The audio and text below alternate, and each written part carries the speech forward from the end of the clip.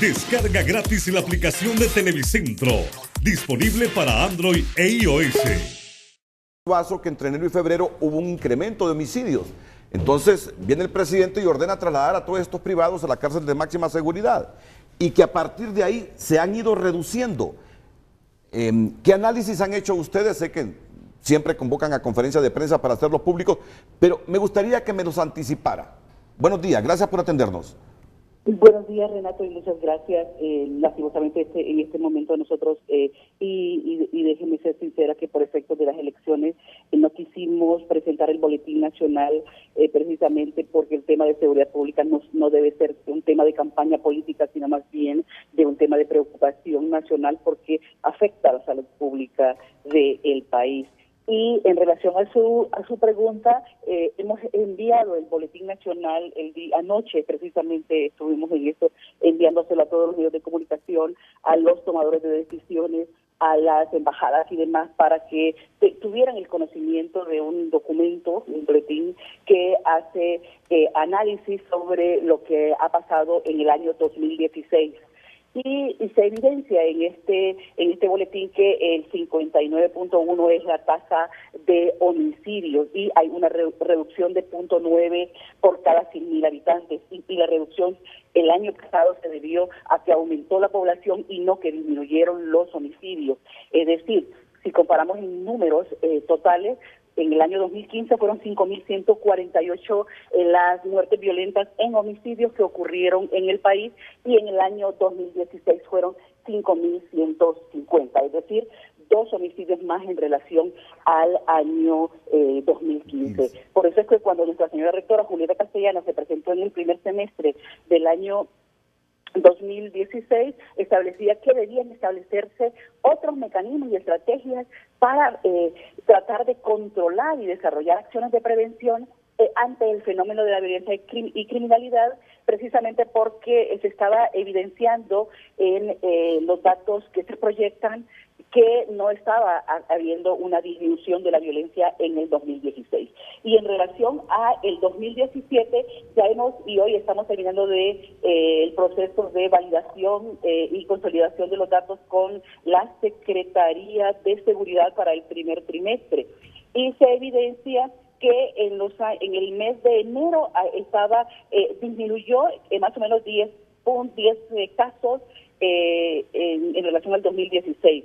Ya en febrero del 2017 aumenta la violencia en 406 casos y que se presentaron 356. Ese es el mes donde más homicidios múltiples se presentaron, donde más violencia en las calles se estaba evidenciando porque la violencia también tiene un espacio y es el espacio público, donde en las calles, y eso es lo que conmociona y es lo que hace que la percepción aumente cuando día con día estamos viendo en promedio 14 homicidios diarios, unos días más, por eso decimos en promedio, y eso hace que la gente sienta que no disminuye la violencia, aun cuando están viendo estos esfuerzos que están haciendo el gobierno central, los gobiernos locales, las organizaciones de la sociedad civil que trabajan los temas de prevención y muchas de las acciones de control que también trabajan las alcaldías municipales, y eso hace que también se reduzca la violencia y la criminalidad en el país. De marzo hacia acá no tienen tabulados los datos. Todavía no, es que ahí quiero hacer claro con esto, el proceso de validación, sistematización y depuración de los datos es caso a caso, porque para el observatorio y para las instituciones del Estado, la unidad de medida es la víctima, la persona que no debió morir en el país. Y por lo tanto es analizar caso a caso lo que ocurre, y eso nos lleva un tiempo, sobre todo también porque no siempre la información que llega a las instancias es fluida y la quisiéramos tener diariamente, pero sabemos que no es posible, y precisamente estamos hoy concluyendo el primer trimestre del 2017 y se evidencia también una reducción. Sí, el tema que analizamos hoy, Migdonia, es ver cómo este traslado de reos peligrosos a la cárcel del Pozo puede haber incidido en la disminución de homicidios, porque de todos he sabido que vivían como en un hotel ahí, con teléfonos celulares y con todos los miquis, y que desde ahí podían ordenar extorsiones y asesinatos. Entonces, estábamos en ese análisis con el abogado Luis Sasso aquí, con el general Gustavo Paz y el coronel Santos Nolasco. No sé si tiene alguna opinión al respecto. Mire, el tema de las cárceles es un tema especialmente de análisis, precisamente porque así como se dejó que en los espacios públicos los controlaran las bandas criminales, las maras y las pandillas, y los que manejaban el narcotráfico en el país, y no era precisamente el mismo Estado que tenía el control del territorio, lo mismo estaba pasando en las cárceles. Las cárceles se habían convertido en una escuela del crimen, y que desde ahí se ordenaran las muertes violentas, desde ahí, o sea, imagínense que tenían bancos dentro de las cárceles, los colombianos, los narcotraficantes colombianos llevaban caletas, tenían ahí más de 3 millones de mentiras, y que desde ahí se ordenaran, que tuvieran acceso a las comodidades que da la vida privada, la vida honesta de un hondureño, también se volvió un tema recurrente, que siempre encontraban armas, drogas, celulares, y que desde ahí también dictaron la pena de muerte para los que estaban dentro y los que estaban fuera.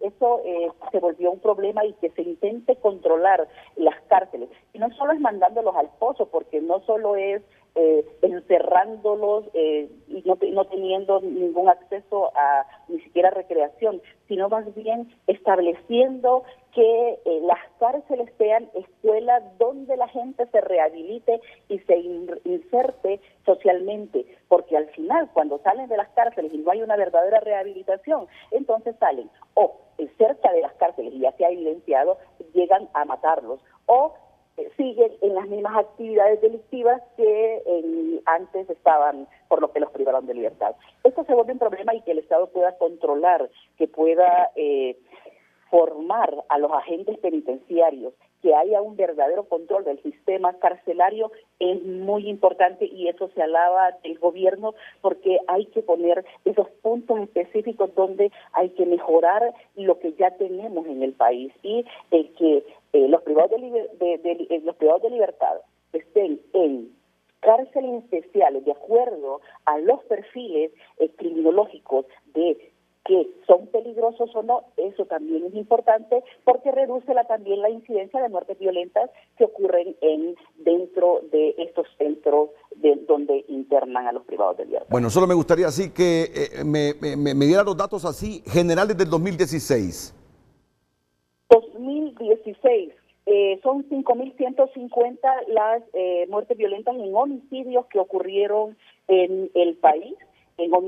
Si lo vemos por muerte por causa externa, es decir, todo lo que fueron homicidios, suicidios, accidentales y los no intencionales que ocurrieron, la mayor parte de lo que ocurre en el país es los homicidios. El 64% de las muertes violentas que ocurren en Honduras es por homicidios. El 75% de estas muertes violentas que ocurrieron, de estos 5.150, son usando el instrumento de muerte, las armas de fuego, y ahí es un problema. Los legisladores deben de revisar esas 3 leyes que se han presentado, propuestas de ley que se han presentado en el Congreso Nacional, para que se pueda establecer los controles mínimos de las armas, y que darle 5 armas de fuego a una persona se vuelve un problema, porque ese es el principal instrumento de muerte en Honduras.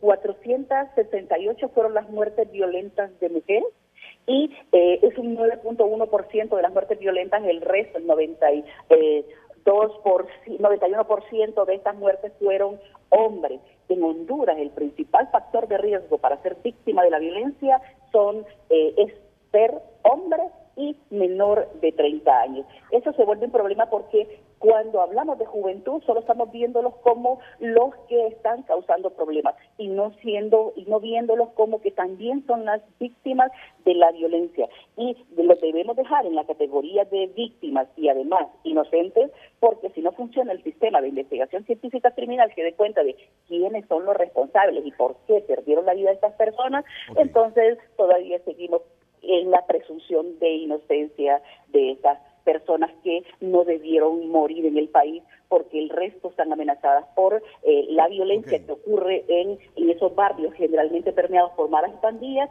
y los demás están yéndose fuera del país por el miedo a la violencia o por la falta de oportunidades de empleo. Migdonia, los resultados del 2016, 5.150 muertes violentas en comparación con 2015, 14, estos 5.150 quedan más o menos. En relación al 2016 y el 15 quedan más, es decir, son 2 homicidios más en relación al año anterior. El 2016 fueron 5.150 muertes violentas en homicidio, y en el año 2015 se presentaron 5.148.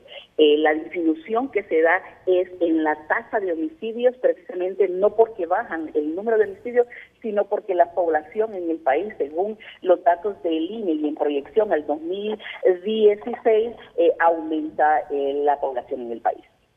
Bueno, y por último, Migdonia, ¿cómo incide en los homicidios estos privados de libertad peligrosos que vivían así con todos los lujos en las cárceles del país? Así, brevemente, por favor.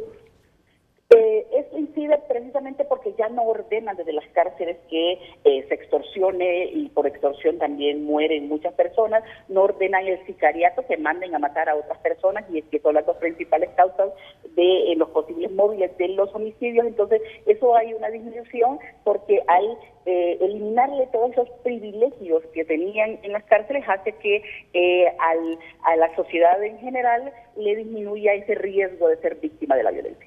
Muchas gracias a la licenciada Migdonia Ayesta. Muchas gracias.